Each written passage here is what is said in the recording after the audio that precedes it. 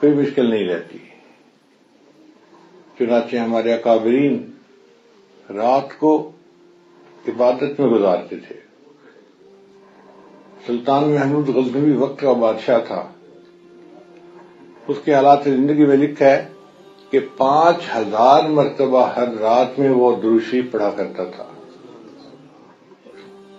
ایک طالب علم تھا تو رات کو اندھیرے کی وجہ سے وہ پڑھ نہیں سکتا تھا، تو ایک رات وہ بڑا رویا کہ میرے پاس چراغ جلانے کے لیے تیل نہیں، اگر تیل ہوتا تو میں رات کو بھی بیٹھ کے پڑھتا. جب وہ نوجوان روتے روتے سو گیا تو اس کو خواب میں نبی اسلام کی زیارت نصیب ہوئی. نبی اسلام نے اس سے پوچھا تو کیوں رو رہا ہے؟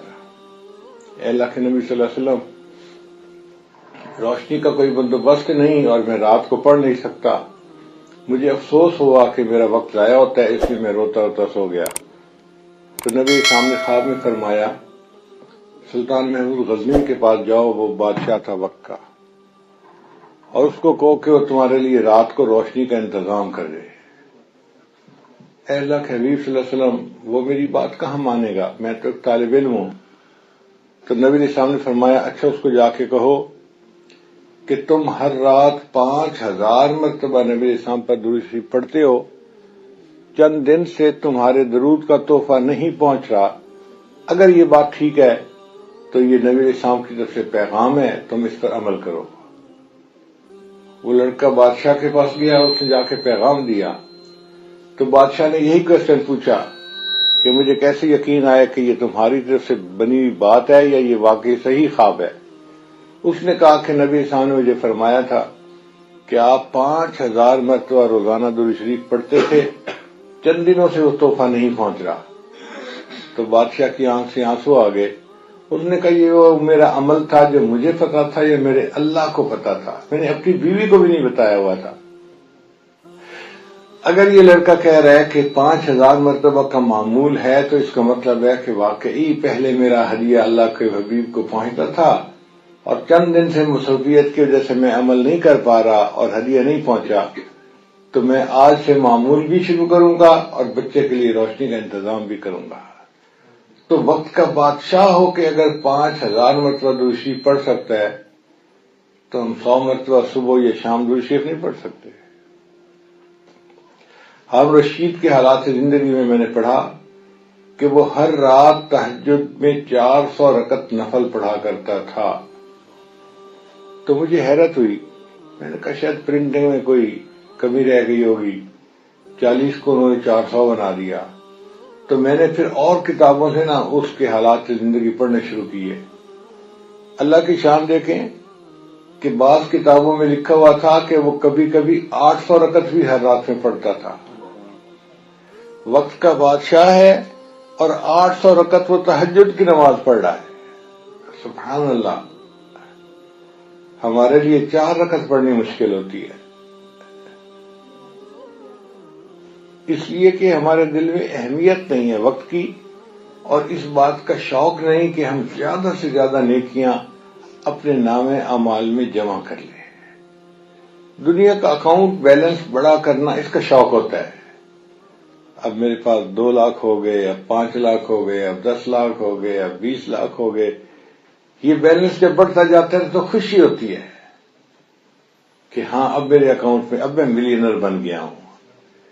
اسی طرح اللہ کے نیک بندوں کو نیک اعمال اکٹھا کرنے کا شوق ہوتا ہے، چنانچہ وہ لگے ہوتے ہیں اللہ کی عبادت میں، اللہ کی رضا کے لیے. ان کے نیک اعمال بھر جاتے ہیں نیکیوں سے. اللہ تعالی ہمیں بھی ایسا شوق عطا فرمائے.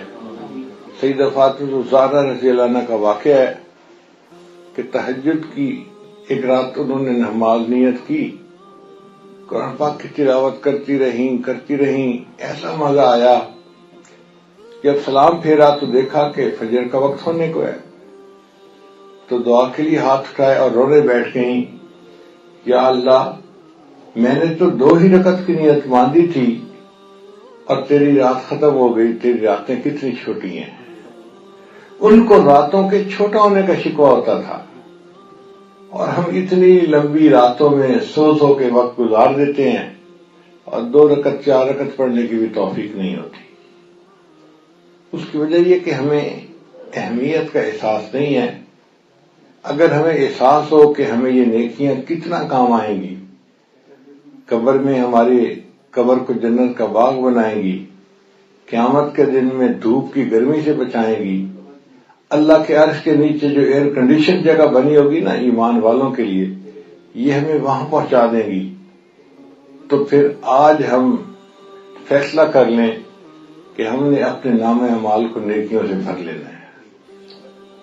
اللہ تعالیٰ خوش ہوتے ہیں اس بندے سے جو اللہ کی رضا کے لیے بھاگ بھاگ کے نیکی کرتا ہے۔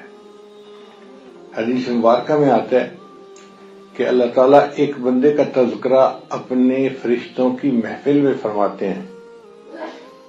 وہ کون بندہ؟ ایک قافلہ آ رہا تھا، سارے لوگ تھکے ہوئے تھے، ایک جگہ انہوں نے پڑاؤ کیا تو سب لوگ سو گئے چونکہ سب تھکے ہوئے تھے، مگر ایک ان میں سے سویا نہیں۔ اس نے وضو کیا اور مصلی پہ کھڑا ہو گیا نماز پڑھنے کے لیے۔ حدیث پاک میں آتا ہے یہ بندہ جو مصلی پہ کھڑا ہو کے نماز پڑھ رہا ہوتا ہے، اللہ اس کا تذکرہ فرشتوں کی محفل میں کرتے ہیں کہ دیکھو جیسے باقی تھکے ہوئے تھے یہ بھی تھکا ہوا تھا، مگر یہ سویا نہیں، میری رضا کے لیے یہ مصلی پہ کھڑا ہو گیا، یہ میرا کتنا اچھا بندہ ہے۔ تو اللہ تعالیٰ نیکی کا شوق رکھنے والے بندے کا تذکرہ فرشتوں کی محفل میں کرتے ہیں۔